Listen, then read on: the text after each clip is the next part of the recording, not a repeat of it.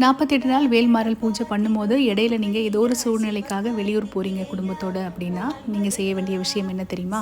அந்த வேலை நீங்கள் ஒரு மஞ்சள் துணி, அதாவது சுத்தமான மஞ்சள் துணியில் அந்த வேலை சுற்றி எடுத்துக்கோங்க. அந்த துணிக்கு நீங்கள் மஞ்சள் குங்குமம் வச்சுக்கோங்க. அது கூடவே வந்து ஒரு 2 பூக்கள் போட்டுக்கோங்க. இது வந்து நீங்கள் ஒரு பயபக்தியோட தெய்வத்துக்கு செய்யக்கூடிய ஒரு விஷயமா நினச்சி தனியாக வச்சு எடுத்துக்கோங்க. அதுக்காக தான் சொல்கிறேன். நீங்கள் தனியாக வைக்கும்போது ஒன்றோட ஒன்று எதுலேயும் படக்கூடாது. அதனால் ஒரு கவரில் போட்டு எடுத்துக்கோங்க. எடுத்துக்கிட்டு நீங்கள் போகிற இடத்துல அந்த வேலை வச்சு நீங்கள் டெய்லி எப்படி வேல்மாறல் பாராயணம் பண்ணுவீங்களோ அதே மாதிரி பாராயணம் பண்ணுங்கள். கூடவே வந்து நீங்கள் விளக்கேற்ற முடியும் அப்படின்னா தாராளமாக விளக்கேற்றலாம். ஒருவேளை நீங்கள் வந்து ஸ்டே பண்ணுறது ஒரு ஹோட்டலாக இருந்துச்சு, அங்கே விளக்கேற்ற முடியாது அப்படின்னா நீங்கள் வேல்மாறல் பாராயணம் பண்ணிக்கிட்டே மலர்களால் அர்ச்சனை மட்டும் பண்ணுங்கள்.